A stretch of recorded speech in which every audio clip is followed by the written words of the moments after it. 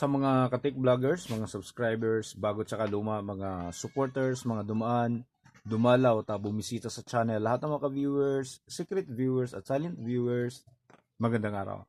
So dito itong content natin ngayon ay para to sa isang masugid na viewer natin, hopefully isang subscriber, si Orange Juice.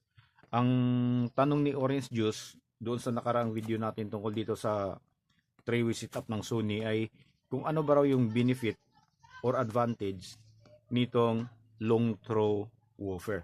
So sa mga hindi nakakalam kung ano yung long throw, so ang long throw woofer, mas makapal or mas malalim yung basket. Hindi katulad ng mga ordinaryo lang na kung makita mo nandito lang siya. Ayan, nandito, na yan.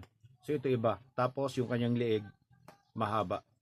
So ang advantage nito sir, kapag naglo-long throw ka, ang long throw kasi mahaba yung lalakbayin ng nung natin, both palabas or pabalik sa loob. So kapag mas mahaba yung lalakbayin niya, mas makakapag-produce siya ng medyo mataas na amount ng hangin. Kapag nasa box na siya, kapag marami yung may produce yung hangin, mas malakas yung bass na mailalabas niya, yung tunog ng bass. So ganun yun. Kaya kung meron kang makikitang long throw, meron kang makikitang ordinaryong woofer lang, pwede mong ikukumpara yon. Pwede mong tingnan kung ano ba yung kaibahan kapag tumutunog na So ito papakita natin sa inyo. Mga sandali lang para hindi tayo makapiright. Although meron na tayong short video, meron tayong 15 seconds video. Pwede mong panoorin yun para makita mo ng buong 15 seconds kung paano maglalaro yung natin.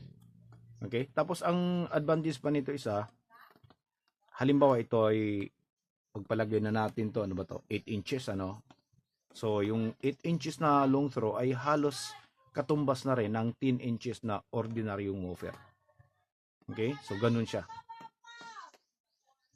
So maliit lang, kung bakit nagtataka kayo kung yung iba bakit mas malakas yung bass, pareho lang kayo lang design ng box. Mas maliit yung kanyang box ng konti. Tapos yung kanyang driver na ginagamit ay mas maliit, pero mas malakas yung bass sa kanya, kahit na pareho kayo ng timpla ng sounds, pareho kayo ng amplifier. Yun yung isa sa mga dahilan, yung ginagamit ng mga long throw. Kaya kung makakita kayo ng mga long throw woofer na kahit na 2 inches lang, 2 inches, 3 inches lang, pero grabe mag-produce ng bass.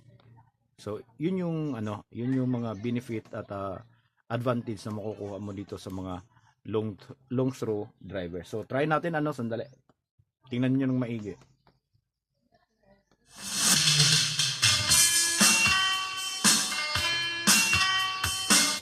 Di ba? Ganun siya maglaro. Iba yung laro ng kanyang cone, iba yung movement kung ikukumpara mo siya doon sa mga non-long throw driver.